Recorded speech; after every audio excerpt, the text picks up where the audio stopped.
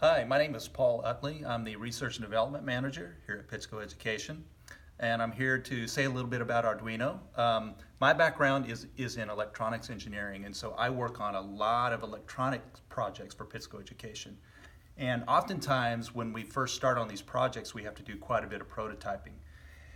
For me, instead of doing something custom, I will often reach for an Arduino board, especially if I need to experiment with a subsystem, like if I'm designing a motor controller or possibly experimenting with a new sensor. I need to prototype quickly and I need to understand all I can about that particular subsystem before I actually create custom hardware. So for me, the Arduino platform has been awesome to experiment with and also learn quickly about the circuits I need to understand before I go to custom hardware. So one example of that is our Prism controller. Our Prism controller for Tetrix was prototyped using the Arduino platform. This is a board that's actually inside the Prism controller. It has several components on it.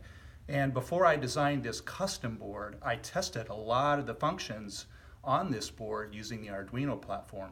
And that allowed me to really accelerate this design quickly and easily. So for me, Arduino, I love it. I know you all like it, so if you want to design quickly and easily, get yourself an Arduino board and make something.